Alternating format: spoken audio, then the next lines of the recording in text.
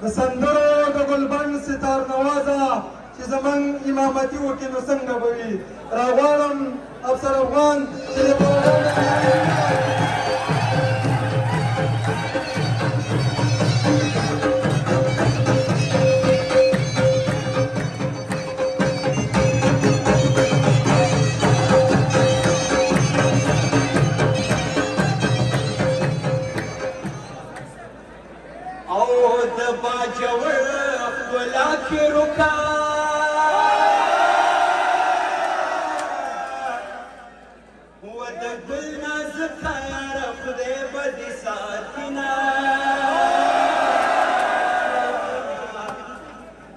دوه خبرې کوم، یو غزل وایم او پنځه تودې ټپې کوم. یوه خبره مې واورئ ملګرو، باجوړ ډېر خوږ دی، ډېر دروند دی، او زه چې هر کال یې راځم زه باجوړ ته هم ځم. علي شاه صاحب خبره وکړه، ستاسو دا جذبه چې وینم نو ما ته اجمل خټک بابا رایاد شي. اوس که نر وي نو غوږونه دې خپل پرېږدي چې زما نغمه سړه نه شوه، لا سره شوه. باجوړ په پېښور کې دومره ښکلی دی، خو دا شور ښکلی نه دی جانانه، دا ما ډېر تنګ کي. خیر دی دا دې ولاړې، تاسو ته به غوږو ته در رسي. زما یوه خبره دا ده چې دلته چټان صاحب، لالي شاه صاحب، منسټر صاحب، نګار صاحب چې څومره هم ملګرو خبرې وکړې، یو دوه مؤمنان مسلمانانو یو دې بل ته ویل علي شاه صاحب ما ته مونځ واوروه، هغه د سبحان نه شروع کړو، قناز ابنار ته یې ورسو، دې بلو ته ویې اوس راته ته واوروه، هغه وی زما مونځ هم دقه ستا دا مونځ دی، ما مه ستړی کوه. زما او د باجوړ د ټولو خلکو خبره یوه ده، مولانا صاحب په امن باندې ډېره مدلله خبره وکړه، او د ټولې دنیا ته دا یو پیغام د پښتون په حیث ورکومه، دست که په ده که په هغه او که په تا کېږي، جنګ که د هر چا وي تاوان پکې زما کېږي. مونږ جنګ نه غواړو، امن غواړو.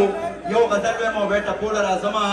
پښتنو چې په دوه پیسو روان وي پردي شرغه، پښتانه دي بس پیدا د بل عشرله، او زما قام که غاړه ورکړله هنرله، بیا به نور سپوږمۍ ته ځي هر مازدیګرله، او چې سبا له بیا په ځان پسې خفه یې نو د زلفو بڼ ته ولې ځي چکرله، او د علم په جنازه کې هیڅوک نه و، خدایه کم نصیب دې ورکو زما غرله، او ته زما په خفګان هیڅ غمجنه نه یې، خلک ټینګه غاړه ورکي مرورله.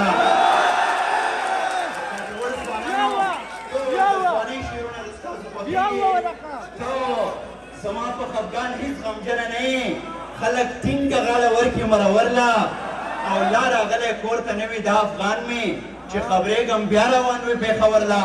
او اوس ټپې واورئ چې او چارو په منځ دالان کې پرېږده، هی په کوڅه تېر شو یار دې بل وطن ته ځینه، او چلم په بیړه بیړه ډکه، هی د کاروان سر په باجوړ ولګېدونه، او د ګل کېدو امید مې نشته، هی جانان په ځمکه د ملتان کرلی یمه، او د وطن باداره رسېږه، او د هندوستان ګرمۍ پور سېزلی یمه، ولاګېدو نه عمر په چنارونو، ولاګېدو نه عمر په چنارونو، او راوړه ماله ګل ګل ګل، او راوړه ماله ګل ګل ګل، ولاګېدو نه عمر په چنارونو. ډېره مننه کومه، خوشحاله راتلئ.